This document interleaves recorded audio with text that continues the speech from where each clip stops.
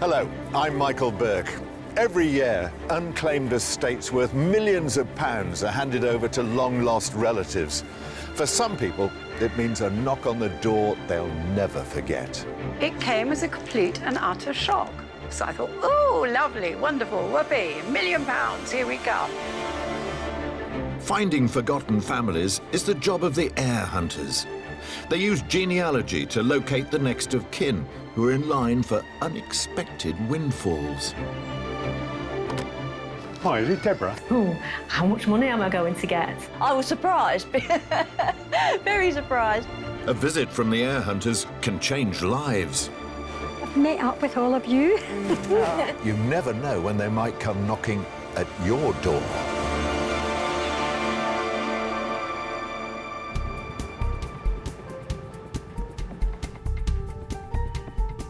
Hello. Today I'm at the offices of the probate genealogists Fraser and Fraser, who are working on a case where the dead man left a property in Hastings, which they suspect could be worth a lot of money. But I've been informed that this house is in a dilapidated state. So company boss Andrew has jumped on a train to check it out for himself and see if there are any other hidden assets. My primary role today is to look for further financial assets. Each time we come to a different property, you never know what you're going to find, but it's so important to come to know what we're trying to deal with. The house and any assets Andrew can find form part of the estate of David Ray, who died in January 2017. Well, this appears to be a bit of electrical trunking being used as a structural support to hold up part of the first floor.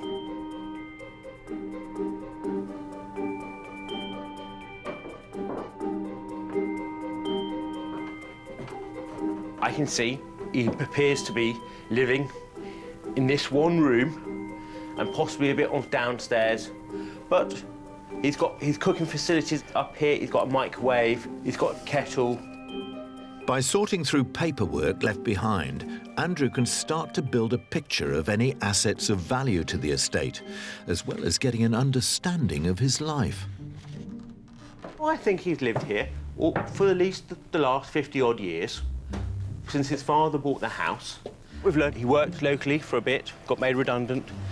He's been living on state pension and pension credit, and throughout that, he's been trying to do the refurbishment and modernisation of his home, and he's clearly struggling to fund this refurbishment work. The house is worth in excess of £100,000. However, he hasn't been able to use that money at all.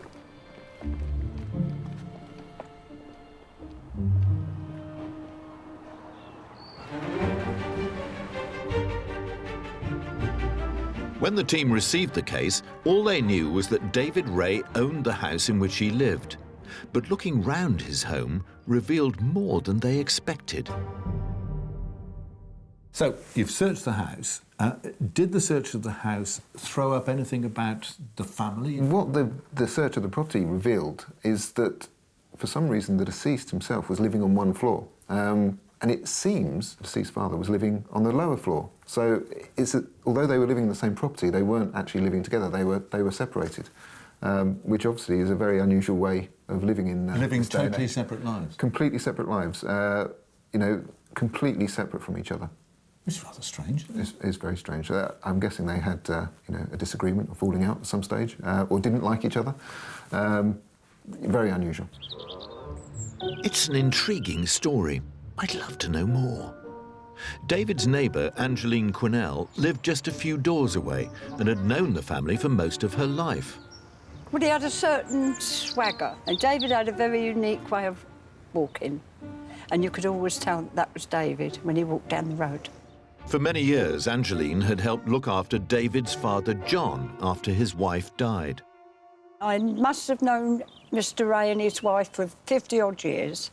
David's father was a pastor, and he used to send letters abroad as a family, and they kept themselves to themselves. Unfortunately for David, however, it would seem that this craving for privacy was set to continue throughout his life. David would never come down and see his father, and I was told that He had a sister. He never really made friends with anybody, really. I never saw him with any friends. And he was very much a loner. It sounds like there's more to this story than the neighbours knew. But the heir hunters had a job to do, and that was finding David's heirs. Researcher Dan began looking into the family tree. Having established David died unmarried and without any children of his own, Dan needed to confirm if David did have a sister, or indeed any other siblings that would be in line to inherit. But he was almost immediately hindered by a problem. First thing we did when we got the case in is to have a look for the birth of the deceased. When we obtained the certificate, we found that the deceased father was John Robert Ray, and the mother was Enid Anne Ray, formerly Lily. When we looked for a birth record, we couldn't actually find one of a John Robert Ray. However, there was one for a John Robert Ray Smith, who was born around about 1916. This meant that the paternal side of the deceased would require a greater amount of research. So we're often looking at surnames, Smith, Jones, Evans, extremely difficult, makes our work very, very difficult. But, you know, the other side of the coin is sometimes we get some extremely good names, some very unusual names, and that makes our work a lot easier. In having to deal with common names, the team's task to find heirs was going to be tricky. However, a neighbour's tip-off directed their search. We knew from neighbour inquiries that the deceased had a sister. So when we looked at the birth records from the name Ray, which was the father's name, to the mother's maiden name of Lily, we found the birth record of a Barbara Ann Ray. But sadly, the line of inheritance was to stop at Barbara. Okay, so when we obtained the death certificate of the sister of the deceased, we found out that she passed away aged 6 years old. With David's sister appearing to have died in infancy, the hunt would now have to shift focus. With the absence of a spouse or any children, and with the sister predeceasing, we had to look back to cousins for heirs to the estate. With this now his next course of action, Dan turned his attention to researching David's father's side of the family. He had discovered from a neighbour that David's father, John, was a street preacher. But he was no ordinary believer. He was, in fact, a member of a very secretive religious sect called the Exclusive Brethren. The Exclusive, or Plymouth Brethren, date back to the 1830s, with followers living according to the principles of the early Christian church. Well, some people call the Exclusive Brethren a cult. The rules are extreme. Very little contact with the outside world, lots of meetings. Every aspect of their lives is governed by Brethren rules, which are of fundamentally extreme separation. Seeing the world as a place of wickedness, believers regard exclusivity of the sect as the only means of safeguarding against evil. If you're an Exclusive Brethren member, Satan is a really big part of your life because he's out there, he's outside your door. It means that they are incredibly isolated from the rest of the world. Life was particularly restricting for children such as David John Ray, growing up in a Brethren household, where most forms of modern entertainment were completely forbidden. So we're talking about no television, no newspapers, no cinema, radio. All of those things would be contaminating. Fred sleeps in the harvest, Papa. Emma, do not interrupt the reading of the scripture. Blessings are upon the head of the just. It seems David's adult life was still governed by the strict rules he had to live by as a child. It sounds like an unhappy life and a very extremely isolated one. Isolated from his parents, and isolated from the Brethren community, and isolated from the neighbours. Psychologically, profoundly isolated.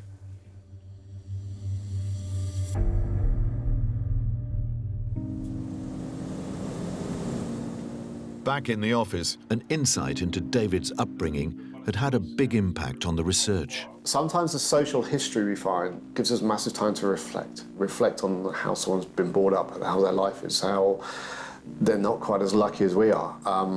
So the research is put totally into the back. because we're then thinking in our mind it's what a tragic series of events their whole social history was.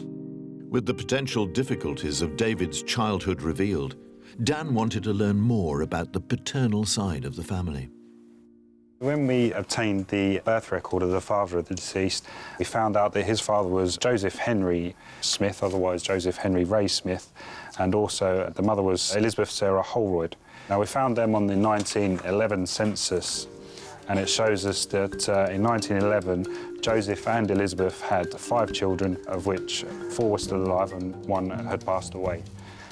So they had 3 further children after the 1911 census, which would have been Donald, Millicent, and the father of the deceased, who would be John.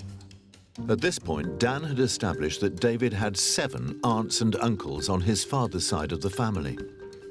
But just as the search for heirs was beginning to look hopeful, a chance conversation with David's neighbour Angeline would uncover a shocking revelation about the death of his sister.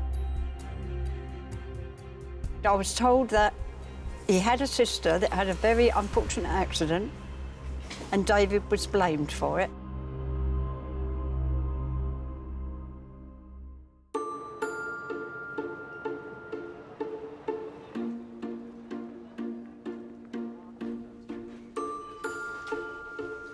There's excitement and uncertainty with every new case, and some of them can prove to be particularly tricky. But there's always the chance of not just finding the heirs, but getting a glimpse into history and the bravery of those who lived through more troubled times than ours. When the case of Glasgow-born David Lawson Walker came to the attention of case manager Amy Moyes at Finders International, they knew there was a strong chance the search for heirs would lead them north of the border. This case was picked up from the Queen's and Lord's Treasurer Remembrancer, which is essentially the Scottish version of the Treasury Solicitor here in England. And we could see by looking on the Scottish Property Register that David was the legal owner of the property. So we knew that this estate had a value to it, most likely in the region of about £100,000 to £110,000. With a large sum of money to be claimed, other firms would be on the case, so the team had to work quickly. Their search for leads started with the dead man's neighbours. William McCarthy knew him and his wife Jean well.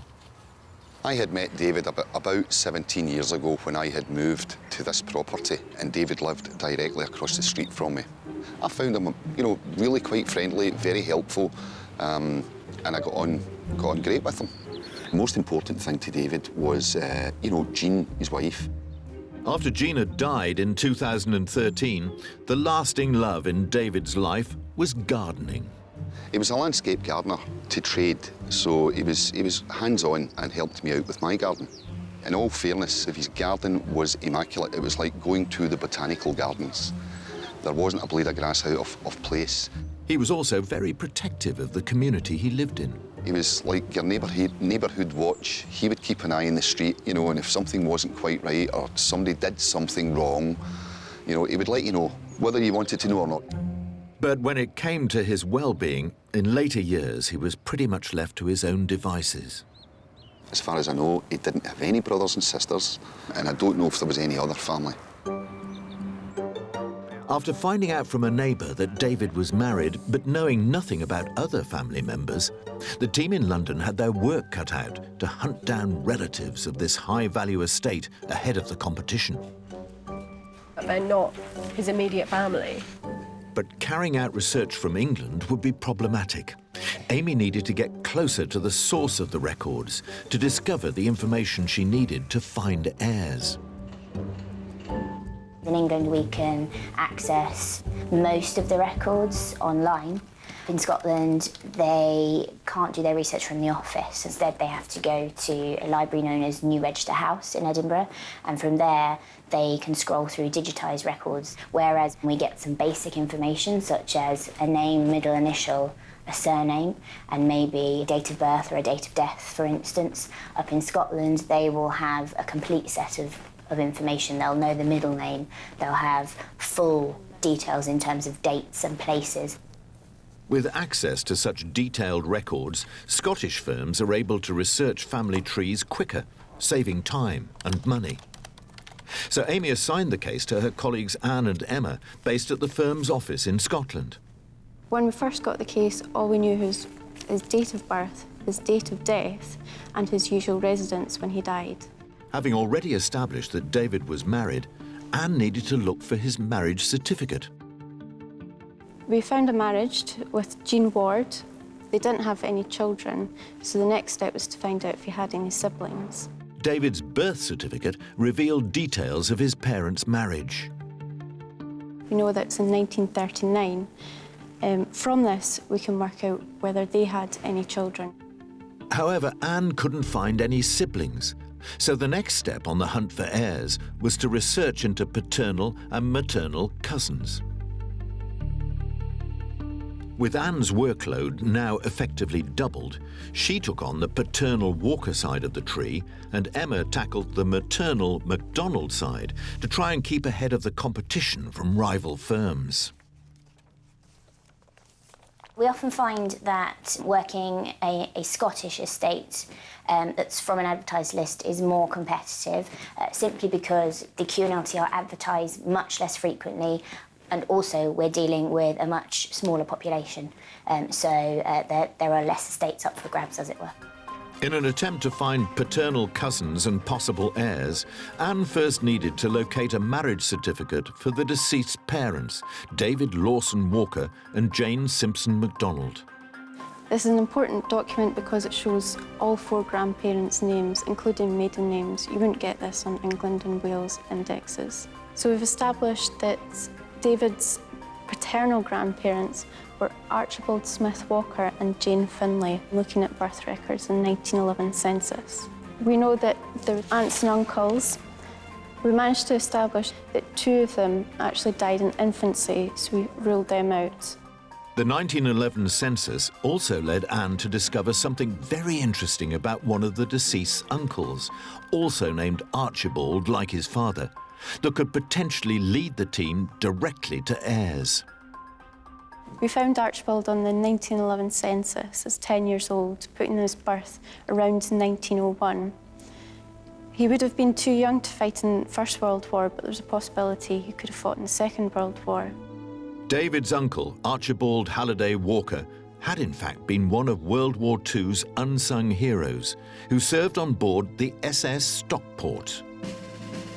Built in Hull in 1911, the SS Stockport was originally chartered to ferry passengers and cargo across the North Sea to Amsterdam. However, during the Second World War, she was refitted for the purpose of saving lives at sea. So the Stockport's role as a rescue ship was to follow the convoy, and if the convoy had been attacked and one of the ships had been damaged or sunk, they would then go to the aid of the people who had been left in the water and would actually pick up the survivors. In February 1943, however, she disappeared from the North Atlantic. Whilst trying to return to the convoy, having been on a rescue mission, it's generally believed that she was sunk by a German U-boat U-604, and it's believed that they had actually fired 4 torpedoes at the ship, 2 of which hit it and resulted in it sinking in just 3 minutes. Archibald Halliday Walker was the first radio officer on board SS Stockport. This role would have been an extremely important role for the people on board that ship and also for the convoy. Not only were they operating ship-to-ship communication, but they were also monitoring enemy shipping and then feeding that information through to the convoy to help keep it safe. It's testament to Archibald and the rest of the crew that through the most challenging of circumstances, they stuck to their jobs, saving lives. The demise of the ship would have been a very traumatic and tragic experience. During a torpedoing and a loss of a ship in this way, the ship's not only taking on water and listing, but there's most likely fire on board as well. And so it would have been difficult conditions to have survived. Although only in action for 2 years, SS Stockport saved more lives than any other vessel in service. She rescued over 400 people during her service career, and her captain was actually awarded an OBE because of their bravery. Having learnt of the crew's selflessness, the team in Scotland were desperate to find out if there were any survivors of the SS Stockport. If Archibald had gone on to live out the war, he could have children that would be in line to inherit this high-value estate. Every year in Britain, thousands of ordinary people get an unexpected knock on the door from heir hunters. I found that amazing, that I had that side of the family that I didn't know existed. Over the years, the heir hunters have given fortunes to the heirs that they find. As well as the unexpected windfalls, they also reunite relatives. That's how they're connected. Oh, it's a shock. There are still hundreds of estates left unclaimed. Listen carefully for the names. If you recognise yours, then one of them could rightfully belong to you. Today, we've got details of 2 estates on the Government Legal Department's unclaimed estates list. The first case on the list is Margaret Mohan. Margaret died on the 2nd of October 1991 in Leicester, aged 74. She was born in 1916 in Glasgow, and her maiden name was Farron. Mohan is a famous Irish surname. The name arrived in England after the Norman conquest in 1066. The Mohan family lived in Kent. Perhaps you are part of the Mohan family. Could you be the person that the heir hunters are looking for? The next case is Gladys Lillian Marsden, who died on the 24th of June 1991 in Plymouth, Devon, aged 82. Gladys was born on the 11th of August 1908, and her maiden name was Andrews. Gladys married George William Marsden on the 15th of October 1927 in Devonport. Do you know of the Marsden family? Could you be a relative of Gladys? If so, the windfall could be coming your way.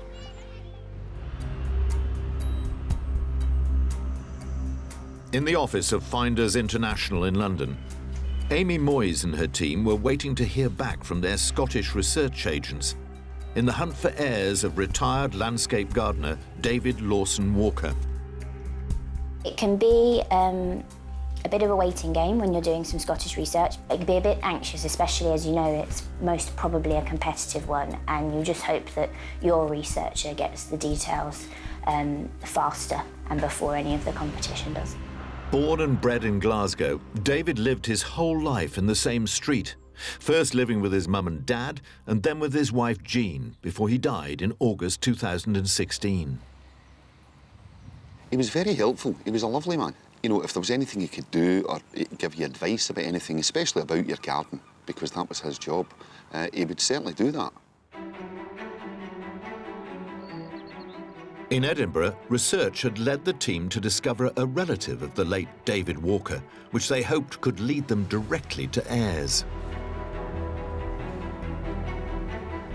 But first, they needed to establish if the deceased's uncle, Archibald Halliday Walker, had survived a German attack on the SS Stockport, the ship he was serving on in World War II.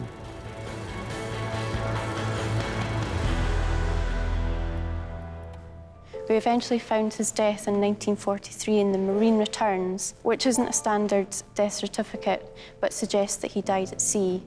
However, having learnt that Archibald had perished on the SS Stockport, there was still a glimmer of hope when research records revealed that he had died at 43, so there was still a chance that Anne's search could lead to an heir. If he'd married, he may have had children who would be in line to inherit. Archibald Walker, we couldn't find a marriage for him, so we had to move to the next stem. But with all hopes concerning Archibald dashed, Anne had to move on. She was left with only 2 more paternal aunts and uncles to investigate. The search now switched focus to Emma, hunting for heirs through the deceased's maternal line. From David's mother's birth records, Emma found the names of David's maternal grandparents. This is the marriage certificate of the deceased maternal grandparents. We've got Alex MacDonald here, who's a grocer's assistant, and Jane Simpson. However, Emma suddenly had her work cut out when research threw up the issue that all researchers dread. 2 very popular names on both sides of the family. Amy, MacDonald and Walker, nice enough names in themselves, but from your point of view, a nightmare, aren't they? Yes, with a name like MacDonald, you can spell it with or without the A. So Mac or MacDonald, that's right. Yeah. So what that means for us is that we have to double up on our research efforts. It takes twice as long. For every record you look at, you have to double check with the variant spelling. And in Scotland, lots more names are similar, aren't they, compared with England? Yes, you find within a Scottish family tree that there is a lot of repetition with names. You'll quite often find that the mother and the father's first names are gifted to future generations. You'll also find that maiden names of the mother or the grandmother are repeated. On the other hand, is it actually the case that the records in Scotland can be more helpful, from your point of view, than south of the border? Yes, actually, the records in Scotland have more detail within them than perhaps an English record. For instance, a Scottish birth certificate will not only name the mother and the father, as with an English birth certificate, but it will also give the date of marriage for those parents, which is an incredibly useful piece of information. So it's your guys in Scotland who are on the hunt in this case? Absolutely, yes.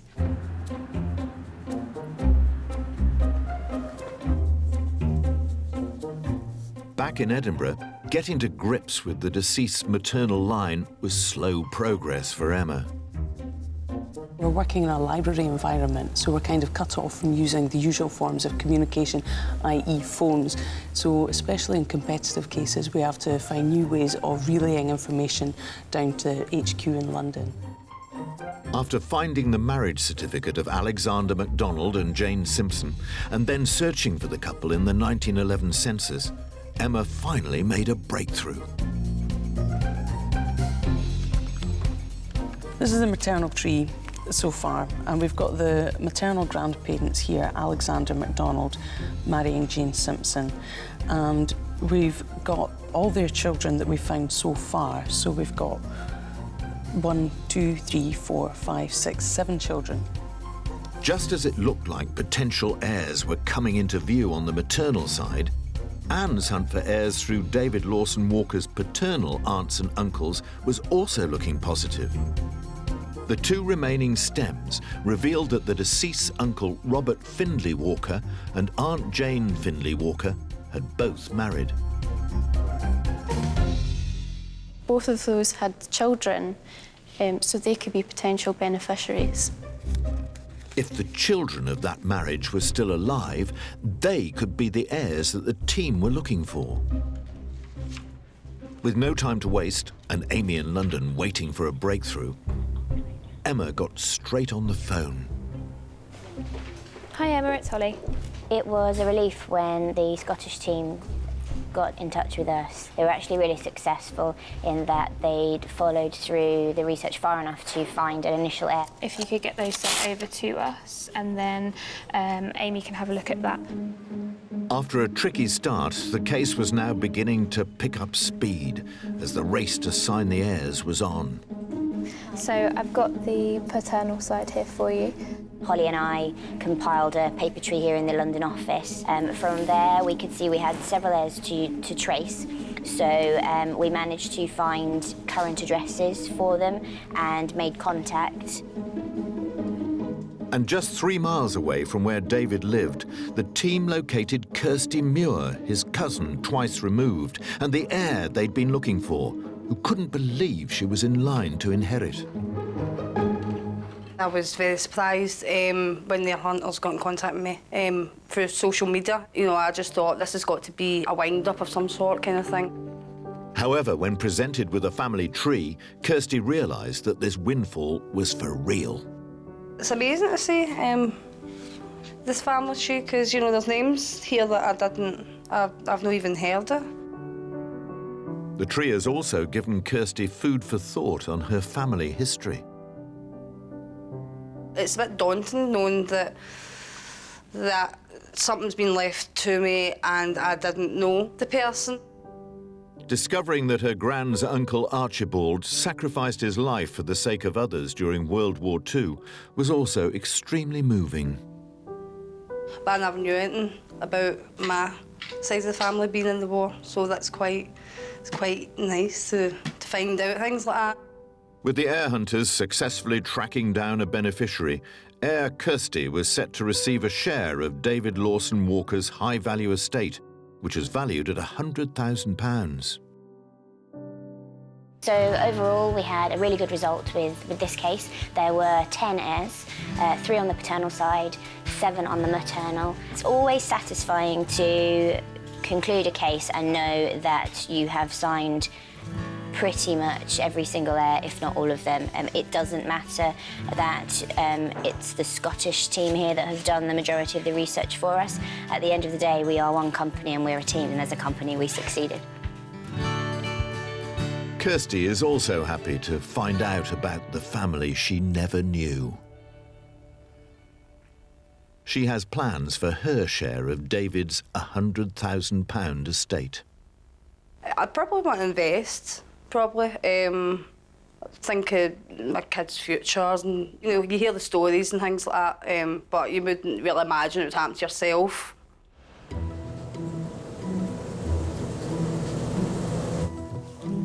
In London, case manager Gareth Langford and his team of probate researchers at Fraser and Fraser were searching for beneficiaries of the late David Ray's estate.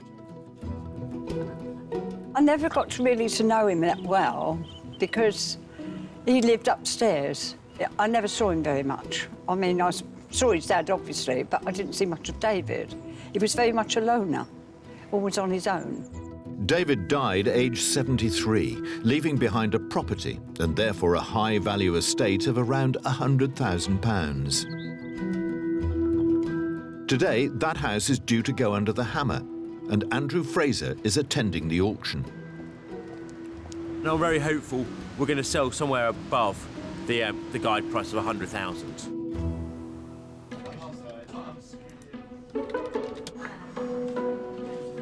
Back at the office, Dan was looking for relatives of David's father, the exclusive Brethren preacher. When looking into the paternal side of this family, we found that Joseph Henry Ray and Elizabeth Ray, the paternal grandparents of the deceased, they had 8 children. Their youngest child being John Robert Ray, father of the deceased. It was while searching for any living heirs from these aunts and uncles that Dan had a lucky break. One of the aunts of the deceased, who was Gwyneth Lillian Ray Smith. In this case, Gwyneth was actually spelt very unusually, and that assisted us in finding census records such as the 1911 census and the 1939 medical register. Once the team had established they had the correct Gwyneth, with the help from her unusually spelt name, they were able to easily find her death certificate, which revealed something rather interesting. On the 1939 register, we found the paternal aunts of the deceased, Gwyneth and Constance. They had quite unusual occupations. Gwyneth was a theatre attendant, and her sister, Constance, was actually a secretary cashier, we believe, at the theatre as well. This was a world away from the religious occupation of their brother, David's father, the preacher John.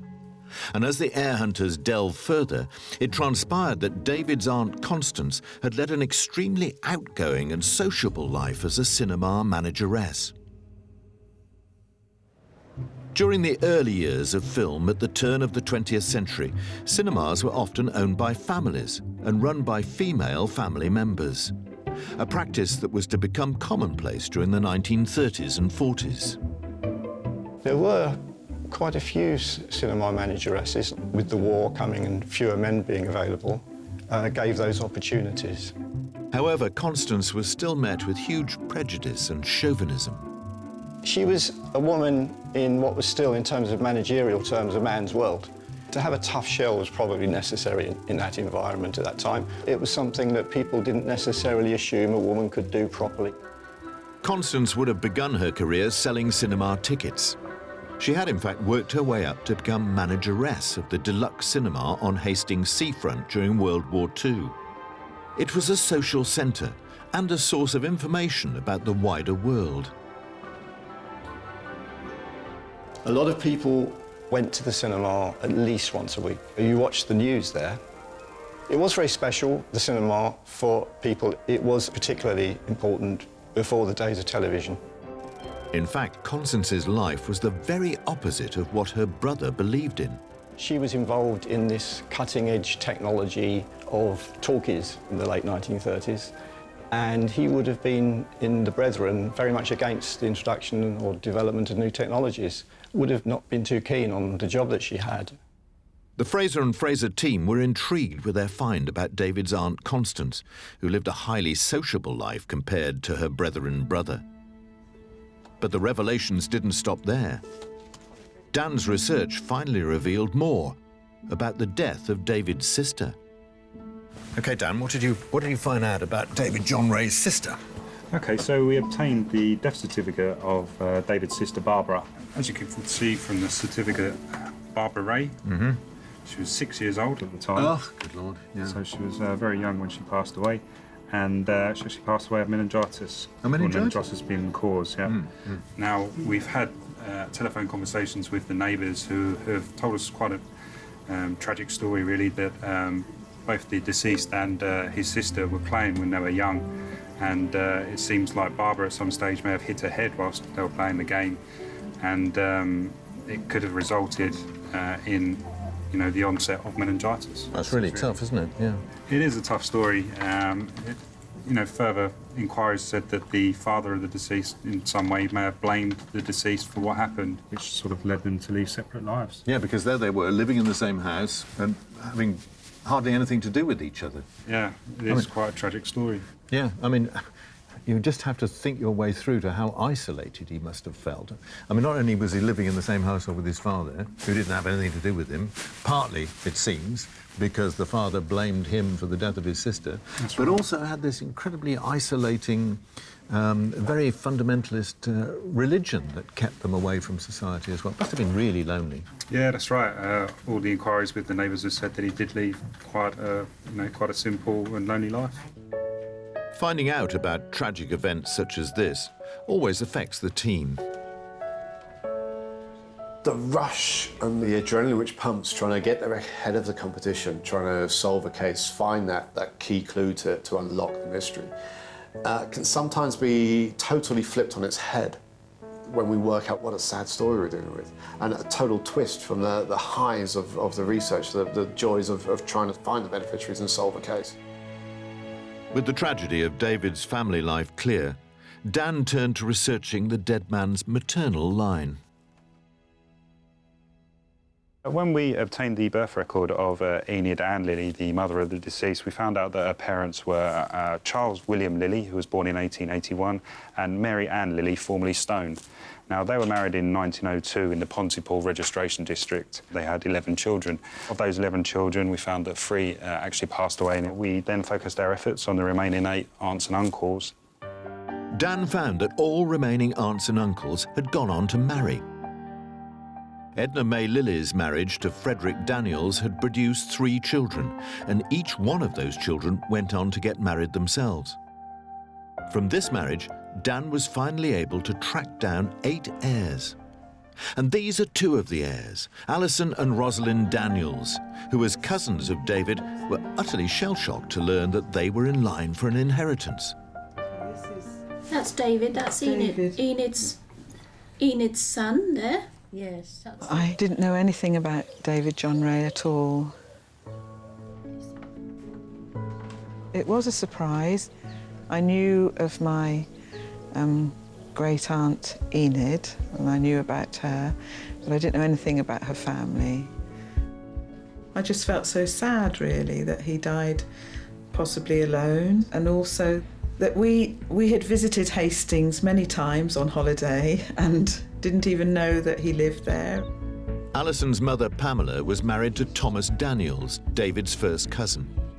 They would regularly visit David's mother, Enid, but never socialised with his extremely religious father, John.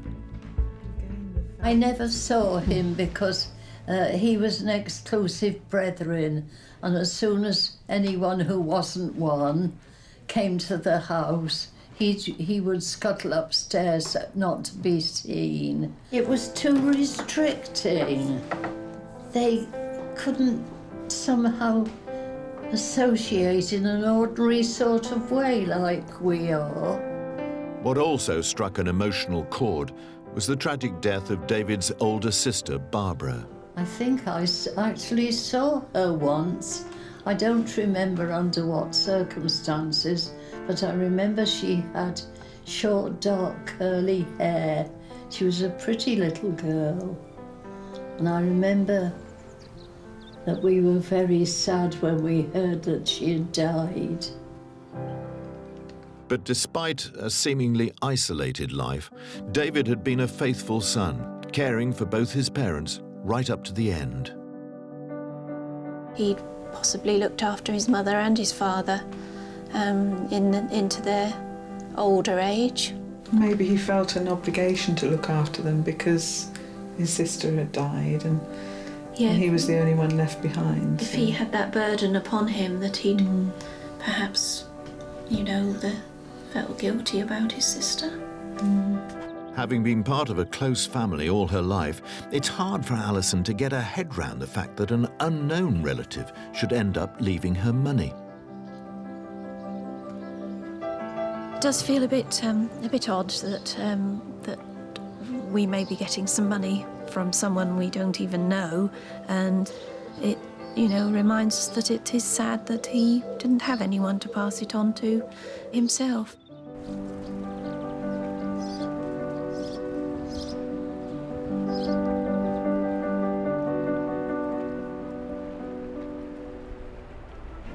Back in London, the house, David's most valuable asset, is about to go under the hammer.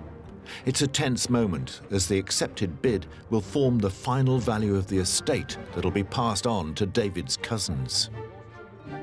Ladies at 150, 155, now back to you, sir. Having a little chat and a think at 187. Here we go then. Once at 187, twice at £187,000. Now the final time, are we all done?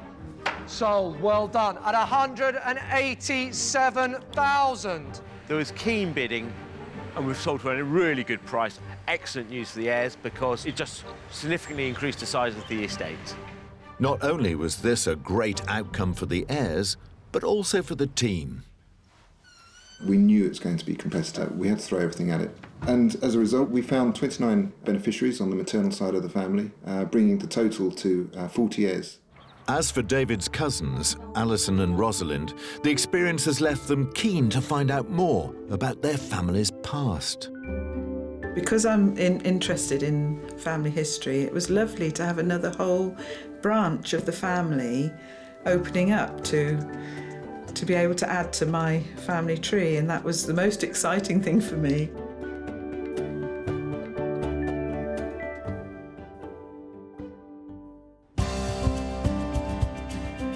What an interesting case David John Ray's turned out to be.